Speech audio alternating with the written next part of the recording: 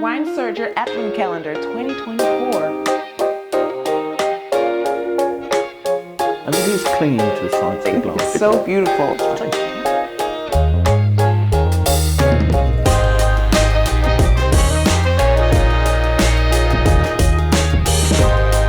Hey everyone, welcome back to day 8 of Wine Searcher's Advent Calendar 2024, Wines of the Americas.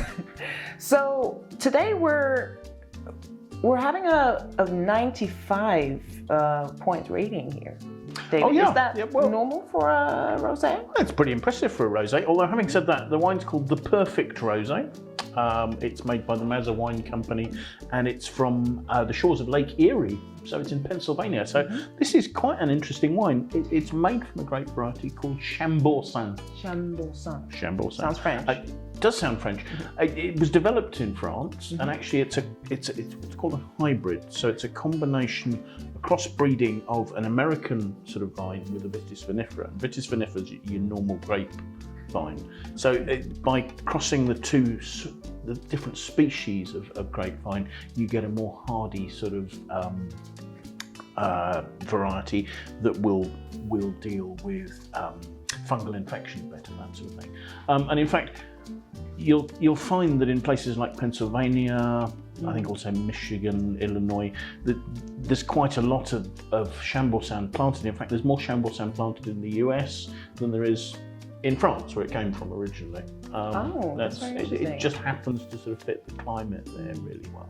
Yeah, I noticed that it won a gold decanter, and that's rare for Pennsylvania. Is that? Well, I think it's rare that rosés score quite that high. Although surely if it's the perfect rosé, it should got 100, shouldn't it?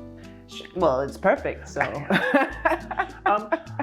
I think decanters are very highly reputable.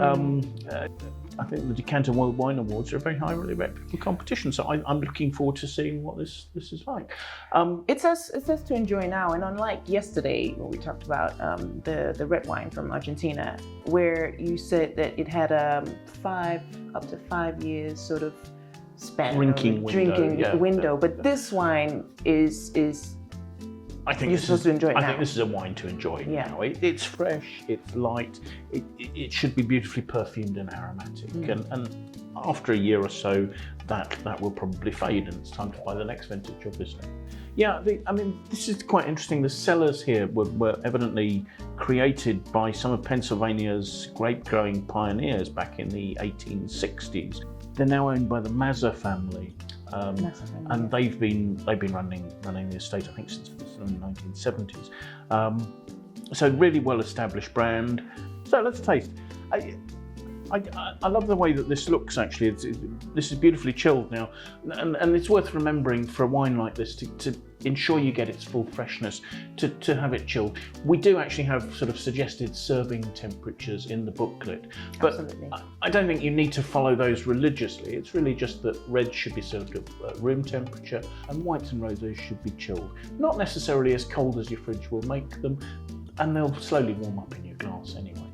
Looking at the colour there, I think that's a beautiful, almost sort of orangey pink there. Orangey pink sun.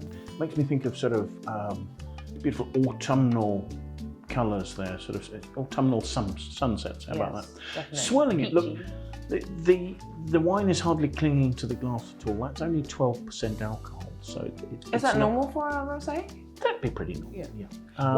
What makes up a rosé? Because I think some people think that rosé is a mixture of red and white. Generally, that's not the case. You can make it that way. Until recently, legislation, certainly in Europe, stopped that from happening. I mean, this is a single variety. Normally, Chambourcin is actually quite deeply coloured, but in other words, what they've done is they've picked this and they've pressed it fairly quickly. So there's only the colour that has just sort of stained the.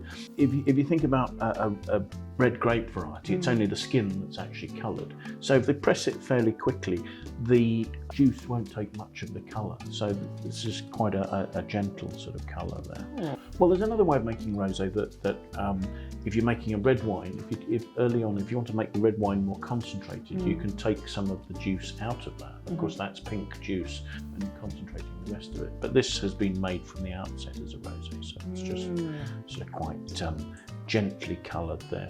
And actually, they go to quite a lot of trouble in terms of the fermentation. It's fermented in stainless steel tanks. There's no sort of oak or anything fancy going on in this, but they start the fermentation quite cool, and that gives some lovely aromatics. So let's see what we make of that. Right, okay. I think it's the idea that initially you get those sort of, if you smell that, it's almost a sort of a stone fruit, sort of apricot, peachy note.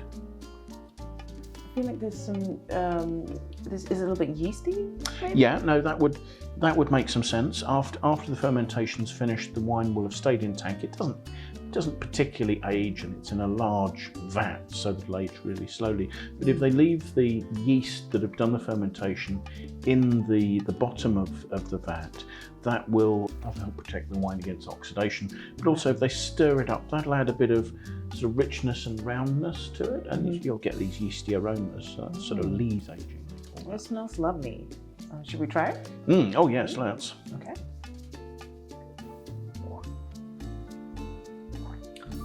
It's lovely. The booklet says it's medium sweet, but I'm sensing a little bit more dryness. Yeah, no, I looked at the label and it says it's dry as well. I think we've got that wrong in the booklet, I think. There's definitely a hint of sweetness to it, in my opinion. They say there's 3 grams of sugar in that, so that's barely any sweetness at all. I think what actually you're getting is a lovely rich roundness from the fruit. Again, it's those sort of almost apricot-y notes that are coming through. This isn't necessarily coming across as red fruits of strawberries or that sort of thing. It is much more that sort of rounded richness.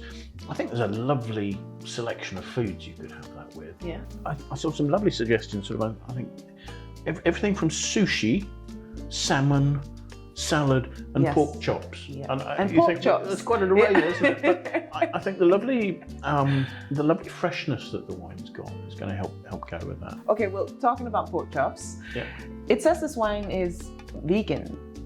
Yeah. So how is a wine, a rosé, vegan? Well, I mean, I think most wines technically they're made from grapes, so they're going to be vegan. But there's some processing as far as clarifying a wine's concerned. That some processing age used in a process called fining can include animal products. So there are things like isinglass, which is from fish, etc., which are put into the wine as protein to take out tannins if necessary. So this is an unfined product, basically. Oh. Okay, so before we wrap up, this is a lovely wine.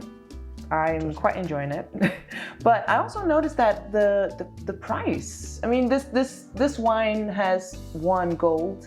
It's ranked 95 points, and it's $15. Yeah, I think that's a really nice price point. I guess in terms of production, it's not a wine that's been aged in oak for a long time. Oak barrels are really expensive, so it's quite simply made, but it's been really well made and really well balanced by Mario, who's a really great guy.